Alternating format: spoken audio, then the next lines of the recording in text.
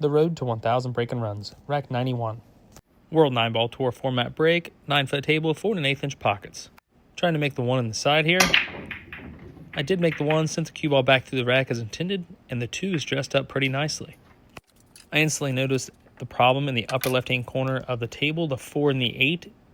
The 8 is blocking the path of the 4 somewhat, but shooting the 2 ball with a high spin around 12 o'clock, bouncing off the end rail, going 1 rail back down table toward the 3. With this angle, I have a nice running English angle. This means high right spin around 1, 2 o'clock on the cue ball, sending it off the long rail, off the end rail, back up toward the 4. 1 rail, 2 rails, back up toward the 4, just as so. Getting close to the 4 is key to make the combination much easier. If you guys would, go ahead and hit that like button. It only takes a second. I appreciate it. But yes, getting close to the 4 makes the combination much easier, and I can control where the 4 is going or have a better idea. You see me putting my cue down the table. I'm trying to figure out where the cue ball and the 4 ball is going to go.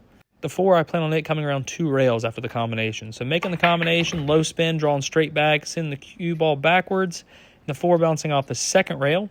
A little bit further would have been nice. These pockets are extremely tight, and this is quite a back cut. So I decided to bank this ball cross side.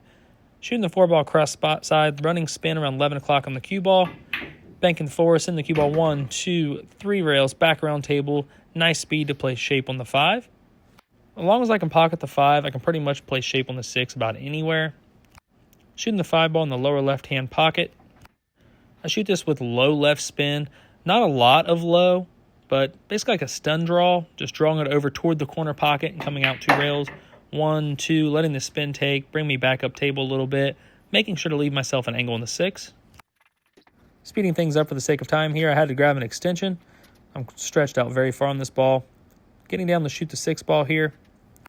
I also want to say I think it's important to play 2-rail shape going to the 7 because you're sending the cue ball toward the ball. So low spin, going 1, 2 rails, and send the cue ball toward the 7.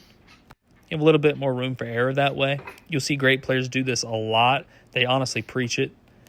Here we have a slight angle on the 7 ball. No big deal. Getting down to pocket the 7 ball in just a second. I'm going to draw the cue ball over to the right long rail and bounce out a little bit to play the 9 ball in the same top left corner pocket. Shooting the 7 here with a little bit of low spin around 5:30, 6 o'clock on the cue ball. Drawing over. I hit this just a hair firm. I'd like to stop another 4 or 5 inches shorter to be more straight in on the 9, but no big deal.